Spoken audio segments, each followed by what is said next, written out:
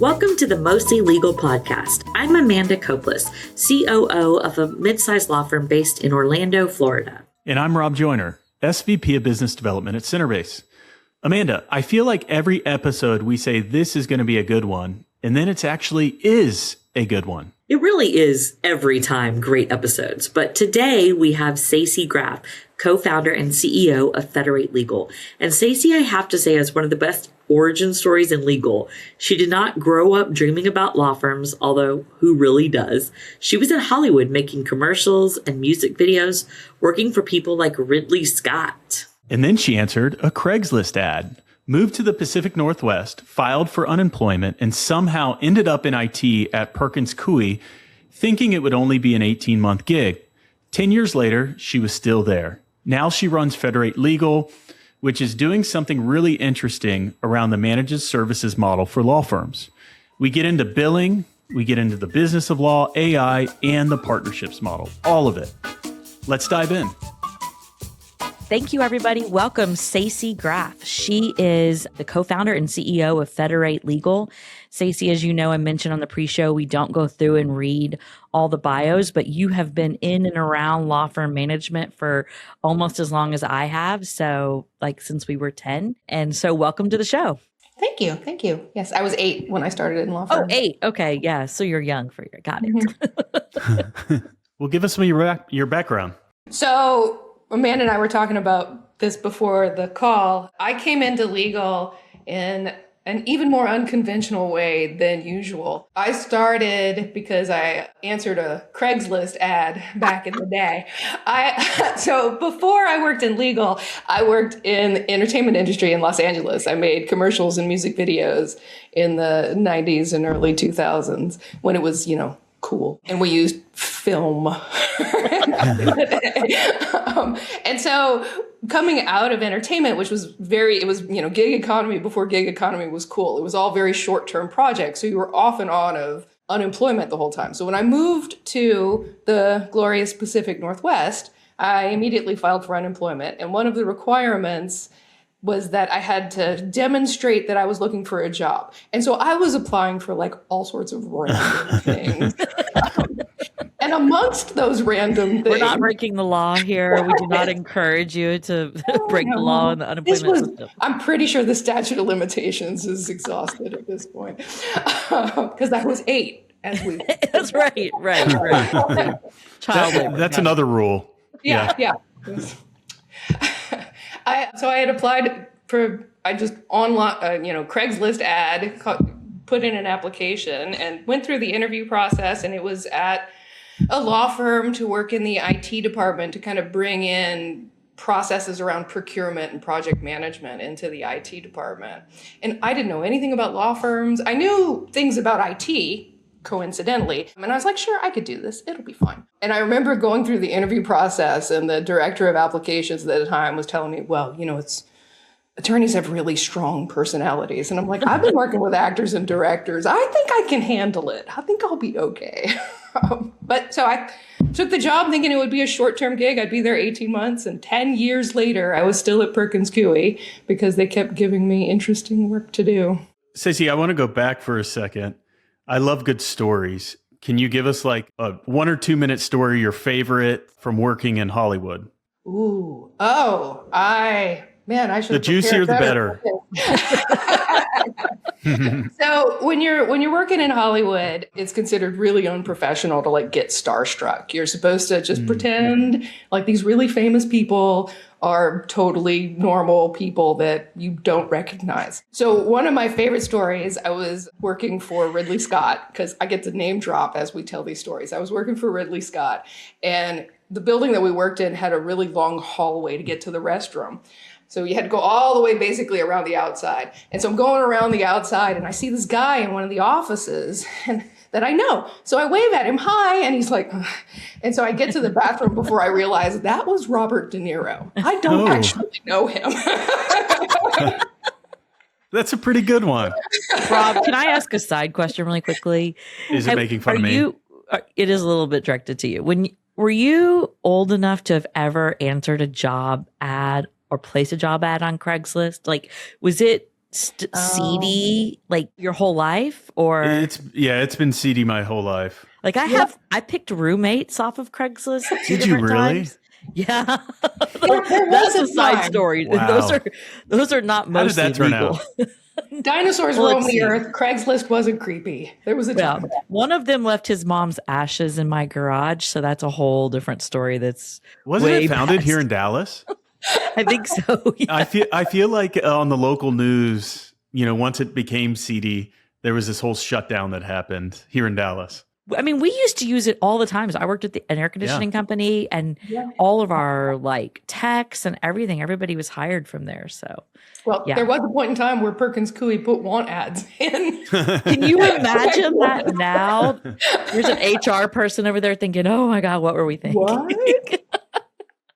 Okay, so you briefly touched on the type of personalities that you get from actors to directors, and then about what it's like to work for big law and their egos. So, who's harder to manage? How did you start navigating that process? And honestly, how has that like helped you over the years been able to work in that type of positions? Actors are harder than lawyers at the end of the day. Don't let any of them hear that. Volatile. And of course, there is a spectrum across all of these where there are people that are very easy to work with and there are people that are very difficult to work with. But I will tell you, I've never had a lawyer throw their coffee at me because the order was wrong. So it depends on what you mean by difficult to work with. I have had a pre-bill tossed at my head once. Sure. Paperwork, yes, but not hot liquids, right? Are we name dropping there? Me? No, because it certainly wasn't at this point. Right? That's great. Yeah. So you're speaking at the ALA annual conference. Amanda, do you want to plug that for a second? Well, sure. That's going to be in mid-April. And this might be coming out right about then. This might be coming out right about then. Yeah. And if it's out afterwards and we didn't see you there in 2027, we will be in Milwaukee. Okay. That's my plug. There you go. Awesome. So you're going to speak about diagnosing what's actually broken in a law firm's finance department, right? Yes. So and when you, go ahead. Go ahead. No. Well, I was going to say, when you walk into a firm and something's clearly off, like what are the first red flags you see, and how often is the real answer the problem is the lawyers? Oh, we're just bad. I know. Inevitably, the problem is billing. Which could be anything from intake and conflicts taking too long to being still on a paper-based pre-bill system to attorneys not understanding the rules that come with outside counsel guidelines and e-billing submissions and collections associated with those things. So like billing is used to mean like basically all finance functions associated. What else could you possibly be doing back there? Right. And frequently billing is, the interface that most people talk to when they have to do something with that has to do with dollars. It's billing that they're most frequently interfacing with, but so they think that everybody in the finance department is billing.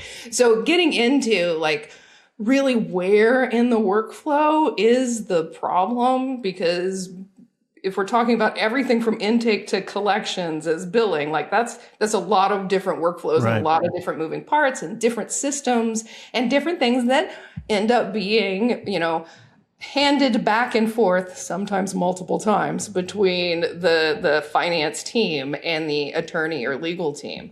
And it's that go roundy where things get stuck and lost. Notes get put back, things get re-reviewed, and they have different notes. And so there's delays in the process and various aspects of the process. So really, having some therapy sessions around exactly where are we seeing this problem, where are the bottlenecks, and having those conversations about when it is actually because it's been sitting on somebody's desk on the legal side, not on the finance side. And how to speed up that turnaround process to meet the firm's needs. But it's more, and sometimes it's more art than science, and it's more psychology than process. Right, because you're looking at the lens of people, process, and technology, and any of them can be broken. Which one's more likely to be broken? In firms, they want to say technology first, right? or Yeah. lately sometimes. I mean, I think it's easy to say, well, we'll just plug in a new tool and it'll solve all our problems. And more often than not, it's the process that's broken. I mean, I think that we've got a lot of people in this industry that stay in positions or stay with firms a really long time. So they understand the needs and they understand how things are supposed to happen. They may have some ways that could be modernized of doing that. But plugging in a tool doesn't always help. I'm very technology forward. Like, I really enjoy what's been happening in legal tech and how AI can streamline 10 all minutes. We made it 10 minutes. Oh, sorry. No, it's She okay. does that every time to me because I'll get stuck on this topic and talk AI all day long. So tell me more. Yeah. I think there's a lot of great opportunity to leverage AI in the business aspects of law. Obviously, we get a lot of attention that's drawn to the practice aspects and how to do better drafting and that sort of thing. But I think when it comes to the business aspects, particularly around like time and billing, which is where I live a great deal of the time, there's a lot of interesting opportunities on how to apply that technology to make it less painful for everyone involved. But changing the technology doesn't always fix the underlying problem, which could be that you've got every single person that's worked on a matter reviewing the pre-bill. Like, that's your AI is not going to help you speed up the process at that point. We're just attacking everyone today. Not that I've ever seen Thursday. that happen. Yeah. We're almost to the end of the week. No, that totally makes sense. I align with you, Stacey, too. You know, even selling technology to law firms, like, software is not always the answer. A lot of the time it's the change management maybe plus software, but a lot of the times I see people really miss that change management aspect. I love this. So one thing you've said is that law firms would still be using typewriters If we let them. if we let them. And I bet you there's somebody listening to this right now that was like, actually, we still use typewriters, so I won't like. Typewriter's the right solution some of the time. So Stacey, what is that like? Dig in a little deeper. How do you actually get that change management within a firm? I like to talk about the technology adoption curve and how you've got your early adopters and your, early majority, late majority, and then you've got law firms, which are like in the laggard section all the way at the end. And within a law firm, you've got a mini version of that, right? Because even as a whole, we tend to be laggards. Like, within the laggards, you've got your early adopter laggards, and then you've got the people that would still be using a typewriter right now that are all the way at the end of that tail. I'm going to change my tagline: Amanda Copless, early adopter lagger or lagger. hyphen. So a lot of it is, communication. It's always coming down to communication. I'm a big proponent of the ADKAR change management methodology. So awareness, desire, knowledge, ability, and reinforcement. But, you've got to do it over and over again. And getting their attention, and by them, I mean lawyers, getting their attention on the changes that are coming can be very challenging. And I've got a story. So I had the honor of being the business lead of rolling out the financial system replacement at Perkins Coie. This was over a decade ago. And I did my damnedest to get in front of every lawyer in the firm, especially every partner. I traveled to every office. I stood in doorways. I wanted to make sure that they heard it. And then we got to the partner retreat, which was happening at the same time as the financial system. And one of the practice group leads was like, "What do you mean we're replacing the financial system?" I am going to have a nervous breakdown. He was a very busy man, and getting his attention was really challenging, but you just can't put enough effort into getting in front of that communication so that they know that it's coming, so that they object less when it actually happens. I've been surprised as we've dug into this, over the years and talking to so many firms. Some of the time it's just fear. Like, they're scared to look bad in front of their peers. They're scared they're not going to be able to adopt it, right? And so the resistance isn't them really just pushing back on change. They're scared. I think that fear fear definitely comes into it. I think there's also just aspects of the attorney personality. So Larry Richard has a great website called Lawyer Brain that digs into like the different personality traits that are typical in lawyers. Two standard deviations from mean. And it's like high skepticism, which makes them suspicious of any change. Risk aversion, which makes them focus on the potential negative impact of any change. And then you've got just a personality type that is wired around avoiding risk. So it changes risk in a lot of ways. So it makes it, which and puts us down at the end of the laggard scale. For technology adoption, for any kind of change adoption, but specifically technology adoption.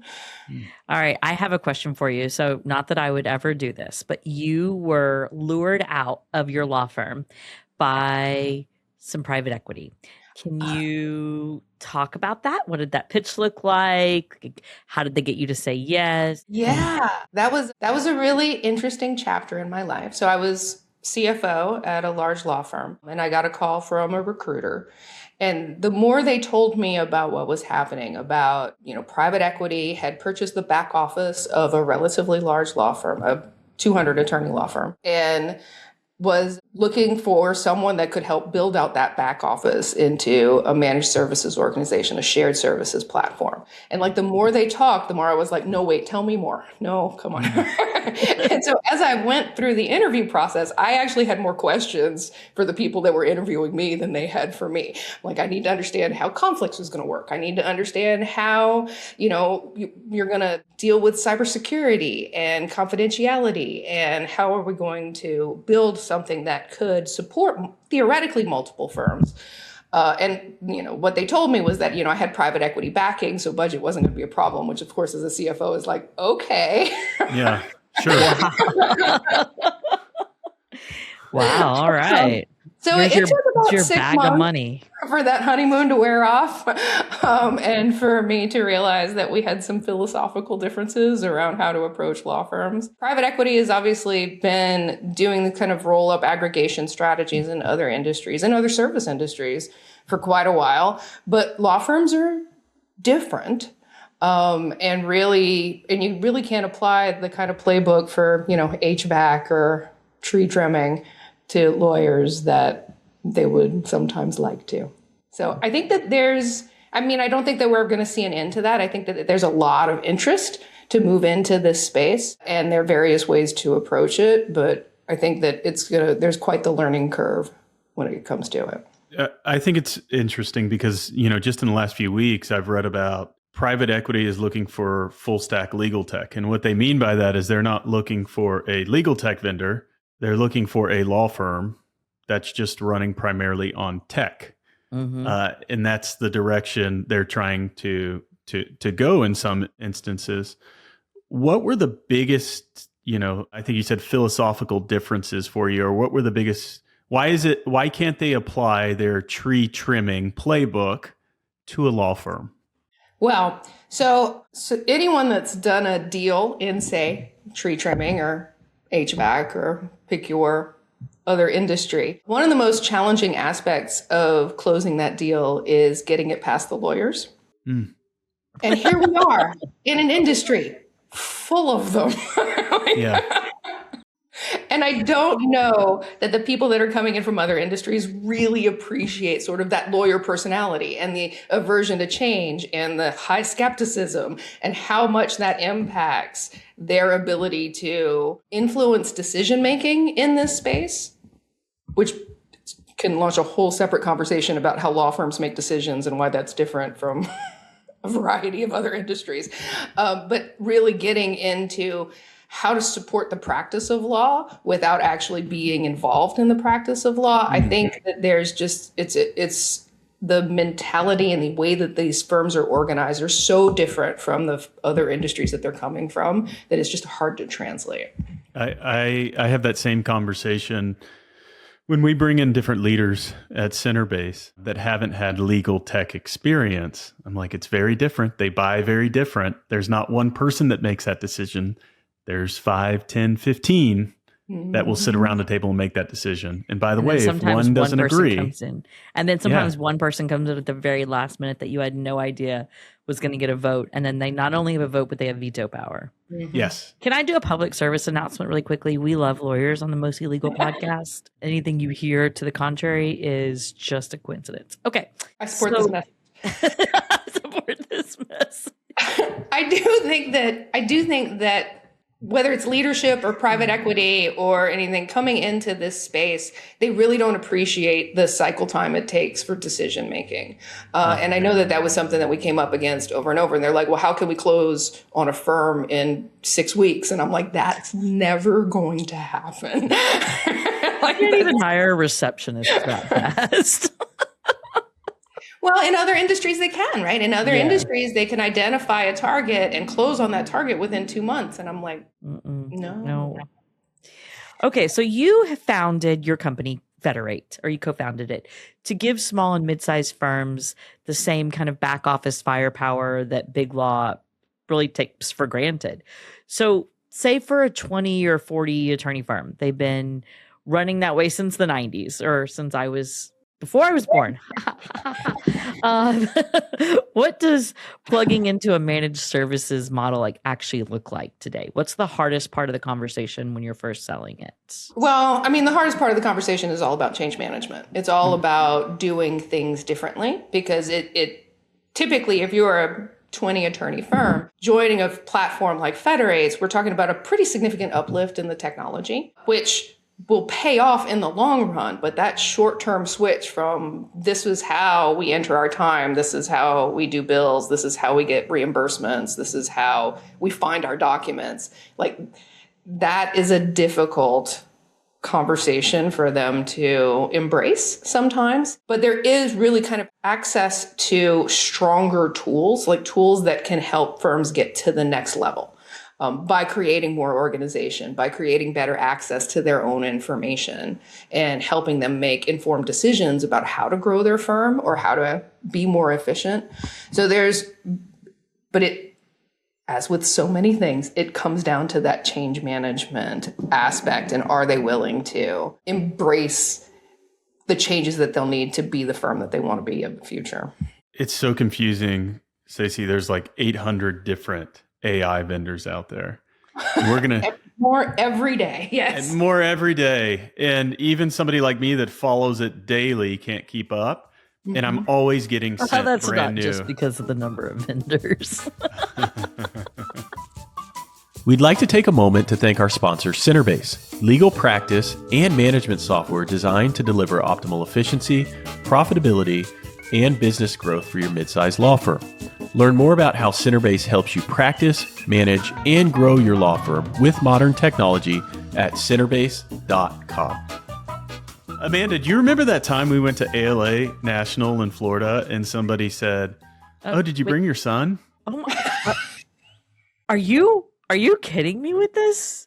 It was a loud room and she didn't hear what I said. It's not because she actually thought you were my son. Oh my God, that is relegated. You're not going to cut that one out. That story was never to be told again. Oh. Another public service announcement. Rob does not look that much younger than me, and he does have gray hair. So can we go back? All right, let's keep going. Let's talk about here? AI. I cannot believe AI. You just brought that story up. That's what makes the podcast Stacey's fun. like, what did I join? You promised me a I professional feel like we told that story podcast. a few times. My whole podcast at this point. We are People live off for the that. rails here. Okay, Rob, would you like to ask a question about AI? I bet you would. I'd love to talk about AI.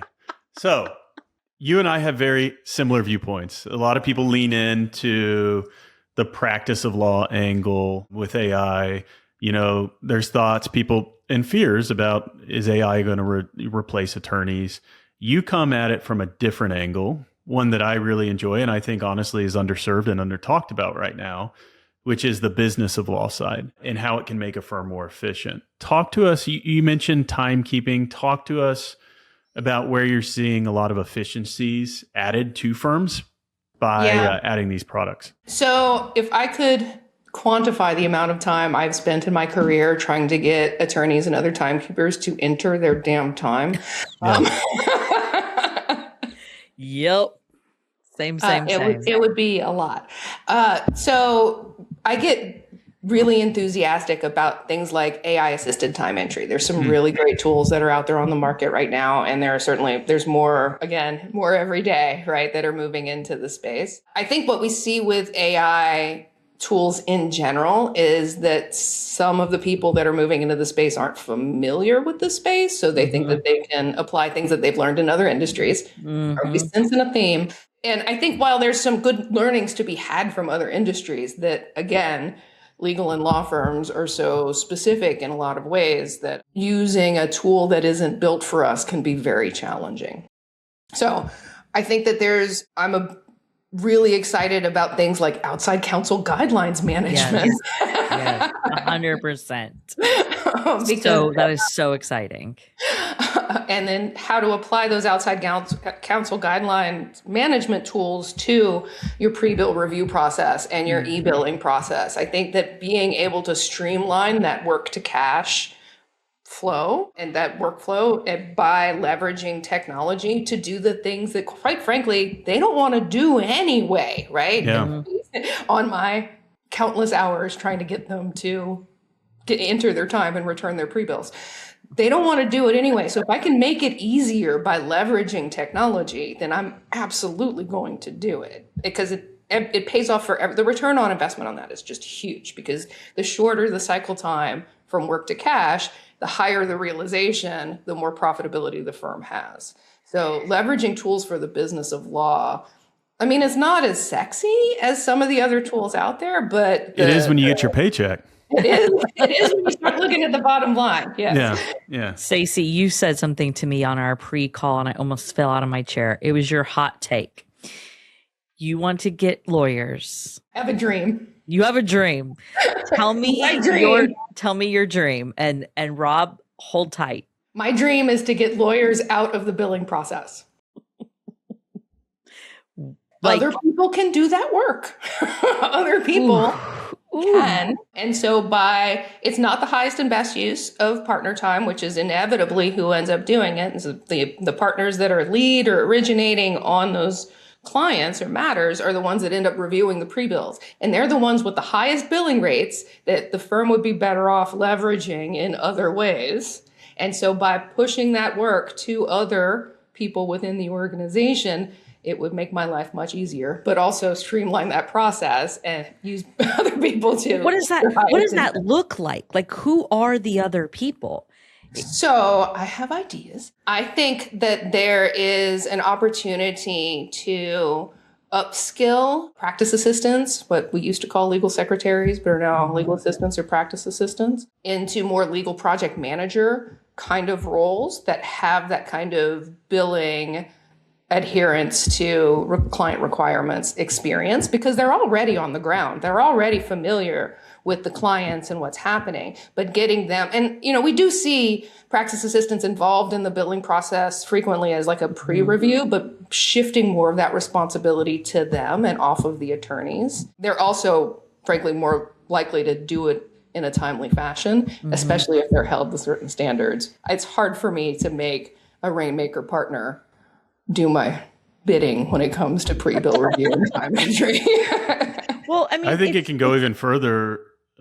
One of the things AI is best at is repeatable processes. And, with memory coming on, you could literally train an agent to understand where you make changes normally. And over time, it could probably get pretty close. It may be able to get you to that last 5%. If done right. Yeah, I mean, I think you always have to have a human in the loop for that, just because of the nature of what we do and how those invoices are scrutinized and how every attorney-client combination results in different requirements. So I think that you'll always have to have somebody doing it. I'd just rather not have the guy that's billing $3,400 an hour reviewing pre-bill. I saw that article recently talking about things that made me fall out of my chair. No, I think it's a good point, right? And I've talked a long time about like thinking of lawyers as the workers, which is not intended to be demeaning, but you bring the business in, you talk to them and you say, okay, I'm now going to pass you to the finance department. They're going to help you do the complete client onboarding. And that's also who you'll speak to throughout the process. If you ever have a question about your bill, you'll go straight to the finance department, right? And then they never talk to the client again about money. They do the work. If the client has a question about whatever it was charged for, a finance team can ask the partner or the attorney, but the client doesn't have that conversation. And it almost makes that relationship better because you're just doing work for them now. You're not also doing work and having to call and collect at the end of the quarter to make sure you hit your numbers. And all other businesses work that way, right? Like, when your HVAC company, your service tech hands you an invoice, and when it comes time to pay it, you're calling the office to pay it. You're not paying the person who just fixed the air conditioning equipment. So I know that that's dumbing it down a little bit, but that is also my dream, is to really I think your cash collections go up. I just think it's and honestly, I think they would like it if they just let go of it a little bit, but yeah, maybe there not. may be Maybe some not. control issues at play there. Blow your brain. Stacey, when you're bringing in these AI products, we're in March of 2026. Are you still having to lay the foundation for these firms? What AI Absolutely. looks like, governance, all that kind of stuff? Like, what does that look like for you in an engagement? Well, so for firms on the Federate platform, we handle a lot of that already, and then we roll out the tool so that, they have access to it. We don't have to go through quite the same. We go through the same rigor. There just aren't attorneys involved in it that you do in sort of a typical law firm structure. But there is still absolutely an education requirement around what these tools are good for and what they're not good for at this point in time, and like why you need to actually review it and make sure that your cases are real before you send them in. Yep. Well, that's why Rob and I keep saying that, and actually I'm speaking tomorrow on training your support staff, your administrators, your managers on how to use AI in their jobs and all the things that we can do. And then that's how they start thinking about it. We have a leadership book club at the firm, and this month we're reading the AI, what's the book? The AI Driven Leader book. And it's just really making people think about how to start from the top down with that. And I really appreciate that. I love it. I feel like I've been waiting my whole life for this era so that I can finally get things done. I feel the same way. I'm more excited about it than any other. You really are. I'll get a text message at 4 a.m. that's Rob's like, look at my newest idea. And I'm like, barely got my eyes open. And I'm looking at what he built overnight while the rest of the world was sleeping. Yeah, it is what it is. It's a lot of fun. All right. Okay, so let's keep going. You spoke at the ALA virtual conference about getting finance, HR, and operations to actually speak the same language. Yes. Using financial data as a strategic tool, not just a scorecard. What does it take to get finance to be seen not just as people who manage the numbers, but the architects of the future of the firm? I'm a big fan of happy hours and socializing. You I provided this handout. did. And I printed it and I have it on my desk, but it's like, let's make sure we're all speaking the same language. This is what realization rate means. Yes. This is what that means. And it was, I don't want to steal your answer, but that in the first place was just, they have jargon, we have jargon. Here's definitions of what this means to us. And I thought that was a great idea. Now you can answer the rest of the question. Yeah, no, I think speaking the same language, I think speaking, like actually having conversations about these things instead of somebody just dumping a report into an email and saying, why is it this way, is really important, because I think that, we're quants, right? Like, we're finance people. We see the numbers and it says something to me. This was one of the hardest lessons that I had to learn, quite frankly, was I see a row of numbers and it tells me a story. Like, I'm looking at a profit and loss or a budget report, and it tells me what's going on with the firm. It took me far longer than it should have to realize that for most people, it doesn't. It's just hieroglyphics and you need to interpret. I need to learn that. Oh my gosh. I don't know. I mean, part of it's just immersive, right? I live in this world. I mean, I do that too. And I just don't even, thank you. Okay, keep going. Yeah. So it took me a while to realize, and it took me a leader that kept telling me, people don't see the world that way. You need to use more words, which, is not something that I'm frequently told in life, is that I need to talk more. So I do think that having those conversations and walking through it and making sure that you're speaking the same language, because there's an assumption that everyone understands what's going on your desk, regardless of what desk you're sitting at. Like, everybody thinks that it's obvious, and it's really not. Yeah. So taking the time to walk through things and say, this is what I'm seeing, what does this mean to you, I think is really important. And of course, I see financial data as a very powerful decision-making tool, shocking no one as a chief financial officer in history. So I want to make sure that other people see that, the power of that. And I think too frequently, and again, this is how some of us interface with the world, it's seen as like a report card. Like, your budget's off. Why? And it's not. It should be. And one of the messages I really tried to get across in that session is how to use these as early warning signs so that you're making good decisions based and avoiding potential issues, rather than, you got a C+. Yeah, you were speaking about like leading indicators versus lagging indicators, and talking and teaching them, like, if overtime is going up, it is a leading indicator of X, but it also could be a lagging indicator or something. So I really appreciated it. So if you ever can hear Stacey speak on that, I encourage you to do that. Amanda, our CFO at our sales kickoff had his 30-minute presentation, and it was very similar. And I thought, I know most of this stuff, we'll see what I get out of it. It was actually one of the best sessions to really hear, the leading and lagging indicators and the story he sees the numbers telling. And I think a lot of people came away with that. So, I double down on that if anybody's listening, to consider doing it at their firm. Well, they stopped listening the second you started calling me old. I never called you old. We also lost every lawyer listener we've ever had at the end of this episode. Okay, we talked a little bit about your dream. What about your magic wand? If you could wave a magic wand and fix one thing about how law firms run their business that nobody's managed to fix yet, what is it? Oh, I mean, it's going to have to be the billing process. Like, I think, and again, this is just where I get a lot of conversation, a lot of input is really around shrinking that cycle time, because it's not just a pain point for us, for our lawyers, it's pain point for our clients, and making sure that we're providing them with information in a timely basis is critical. But we end up letting perfect be the enemy of good, right? So we've got every word has to be scripted exactly correctly in order to submit it, and that's not necessarily what the client's looking for. So really streamlining that process and getting it to be more efficient and effective, that's where my magic wand would go. I have a question for you that's actually not scripted. Oh, okay. I love it. Do you? I knew you'd love that, Amanda. Well, I mean, I'll let you ask the question before I judge it. I should know better. So obviously everybody's talking about AI these days. One of the biggest questions is, how do you bill for it? Oh. What does it do to the billing model?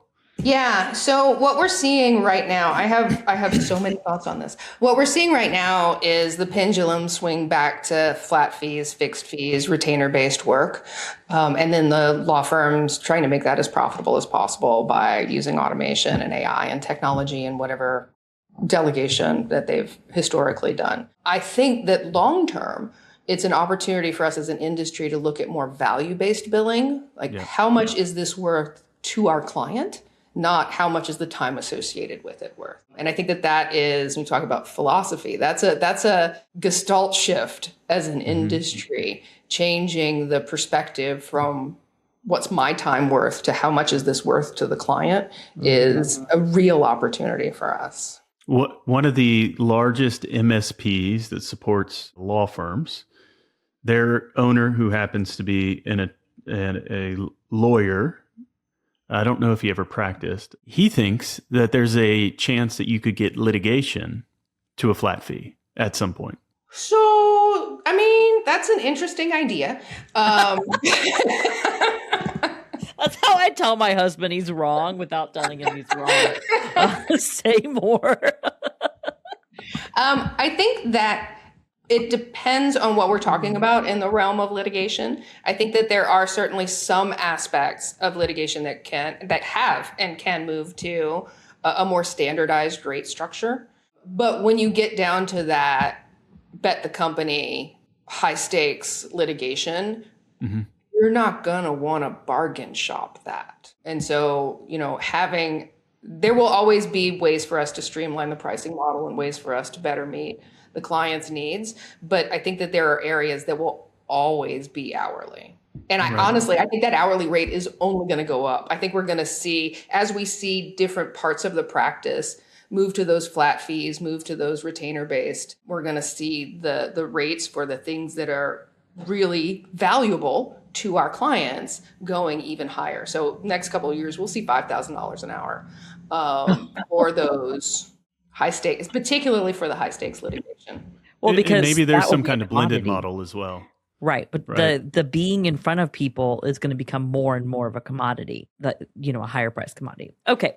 Stacey, we've gone through so many things you're very passionate about, but we'd like to move into our final segment, which is called Pitch Your Passion. And this is a couple of minutes for you to talk about anything you want, whether it's how much you love lawyers, we love lawyers, the Mostly Legal podcast, or your company or anything that you're passionate about. So where a lot of my energy and excitement goes right now is the restructuring of the business of law. So Federate is a managed services organization, but I think we're going to see a proliferation of MSOs throughout all sizes of law firms. I have talking to a law firm right now that's looking at creating their own dedicated managed services organization that will be specific for their firm, but it creates so much flexibility in how to manage the business and the business aspects, which is a really nerdy thing to be passionate about, but I am nodding my head effusively. I'm also very passionate. I think that we have been constrained as an industry for so long because of the partnership model, and really kind of, even when we stretch against the edges of what that partnership model allows,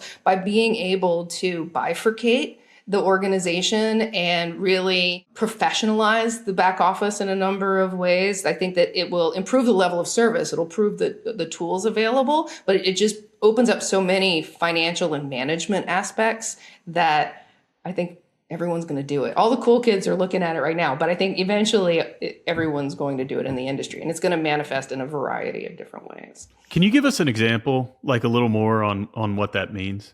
Yeah, so happy to. How much time you got? So right now, where we see a lot of the conversation happening is having a law firm spin out their back office into a separate corporation, generally, so that they can have non-lawyers participate in the ownership. So this could be I'm open to this. COO and CFO ownership stakes, which, as non-lawyers, we can't have in a law firm model in the US at least. And then so being able to have a structure where there is some ability for some ownership interest for key personnel that are non-lawyers, or that you can pass ownership to your heirs, which you can't do in a law firm right now. So having, even if it is a portion of the operations aspects, not the practice of law, not talking about how service is delivered, but talking about IT, HR, the nuts and bolts plumbing of how the operation works, having that in a separate entity opens up so many opportunities. Yeah. Stacey, I'm going to go ahead and finish this up. I'm like, my mind's go ahead, Amanda. You could bring in top talent from outside of the industry if you can offer equity. We've talked about this over and over again. So I'm just doubling down on that. But now I'm done. You may close us out, Rob. Well, Stacey, it's been great having you. Thank you so much. It really has. Thank you so much. Thank you. This has been a lot of fun. Thanks for listening to this episode of the Mostly Legal podcast. If you like what you heard, make sure you like and subscribe so you don't miss a single episode. Stay tuned as we uncover more behind-the-scenes stories of law firms with the best minds in the business. And Rob. Thanks.